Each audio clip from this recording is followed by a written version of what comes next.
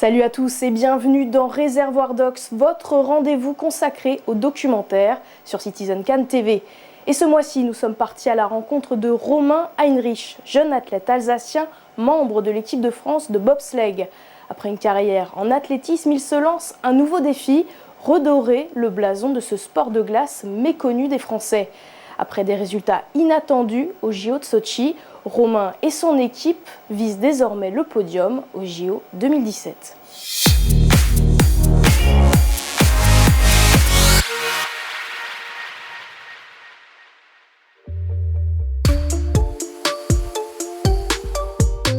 Cherchez bien, vous ne trouverez pas de piste de bobsleigh au lac Blanc, au mieux une discrète piste de luge. C'est pourtant un enfant du pays qui participe aux Jeux Olympiques d'hiver 2014 à Sotchi. Romain Heinrich, 25 ans, 1m88 pour 105 kg. Le colosse alsacien a d'abord débuté par une carrière de lanceur de poids où il atteindra les championnats de France.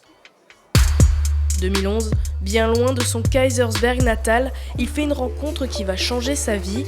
Taillé pour un sport d'hiver atypique et méconnu des Français, il enfile gants et casques pour se lancer un nouveau défi, ouvrir les portes de la compétition internationale au bobsleigh français. Si à l'époque l'équipe de France se traîne au 78e rang mondial, le jeune talent s'investit et participe à la construction de l'équipe. Pousseur et moteur des bobeurs français, Romain Heinrich a réussi sa reconversion tout en sécurisant son avenir professionnel.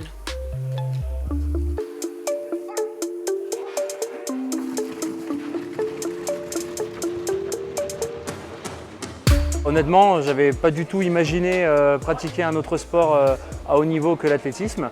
Mais en fait, j'ai été séduit par l'opportunité.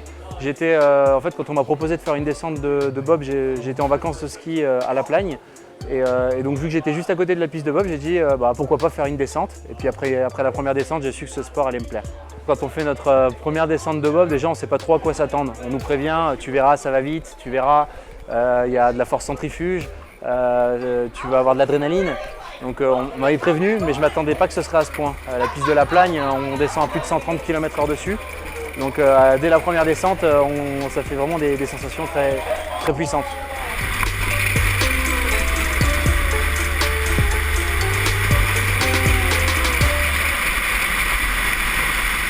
J'ai eu beaucoup de chance parce que je suis arrivé à un moment où l'équipe de France était en train de se reconstruire. Donc elle était vraiment en train de chercher des athlètes.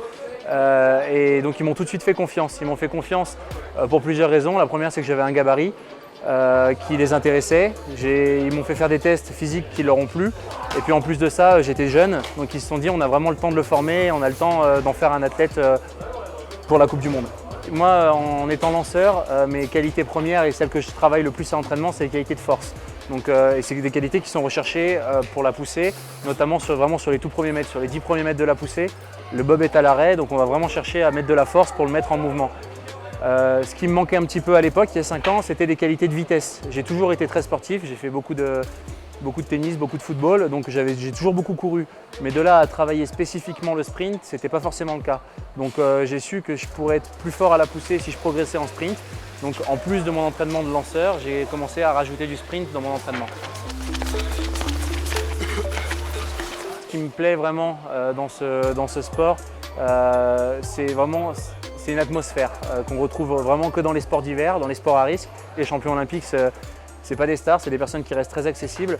Donc moi, ce que j'aime, c'est cette simplicité. J'ai toujours été quelqu'un de simple. En plus de ça, ce qui m'a séduit dans le projet quand j'ai rejoint l'équipe de France, c'était l'opportunité d'aller se qualifier pour les Jeux Olympiques, chose qu'on a faite pour Sotchi. Et en plus de ça, ce qui m'a aussi vachement plu, c'est ne serait-ce que les sensations que le sport procure. J'aime la vitesse, j'aime l'adrénaline et ça, c'est tous les jours, prendre 2 shoots d'adrénaline pendant 1 minute, c'est juste trop cool.